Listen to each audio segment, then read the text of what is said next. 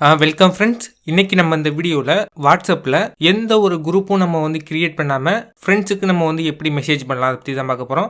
நம்ம வந்து எத்தனை ஃப்ரெண்ட்ஸ்க்கு வேணாலும் நம்ம வந்து மெசேஜ் பண்ணிக்க முடியும். எந்த ஒரு குரூப்பும் நம்ம வந்து கிரியேட் பண்ணாமல் அதை எப்படி பண்ணலாம் அதை பற்றி நான் சொல்கிறேன். ஃபஸ்ட்டு வாட்ஸ்அப்பை ஓப்பன் பண்ணிக்கோங்க.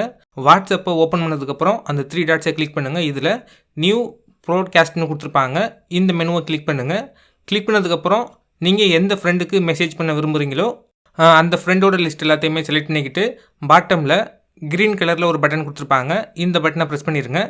ப்ரெஸ் பண்ணதுக்கப்புறம் நமக்கு வந்து ஒரு குரூப் மாதிரி கிரியேட் ஆகிரும். பார்த்திங்கன்னா தெரியும். குரூப் மாதிரி கிரியேட் ஆனதுக்கப்புறம் நீங்கள் என்ன மெசேஜை டைப் பண்ண விரும்புகிறீங்களோ அந்த மெசேஜை டைப் பண்ணிக்க முடியும். நம்ம வந்து மல்டிமீடியா ஃபைல்ஸையும் சென்ட் பண்ணிக்க முடியும். இப்போ நான் வந்து சென்ட் பண்ணிட்டேன். பார்த்திங்கன்னா தெரியும். நம்ம வந்து யாருக்கெல்லாம் சென்ட் பண்ணியிருக்கோம் அதை பார்க்குறதுக்கு திரும்பவும் அந்த 3 டாட்ஸை கிளிக் பண்ணுங்கள். இப்போ நான் கிளிக் பண்ணுறேன். இதில் ப்ராட்காஸ்ட் லிஸ்ட் இன்ஃபோன் கொடுத்துருப்பாங்க.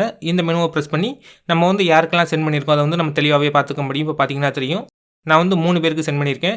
நீங்கள் வந்து எத்தனை பேருக்கு வேணாலும் சென்ட் பண்ணிக்க முடியும்.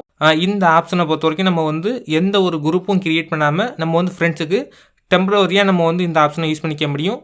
இந்த ப்ராட்காஸ்ட் லிஸ்ட்டை நம்ம வந்து டெலிட் பண்ணிக்க முடியும்.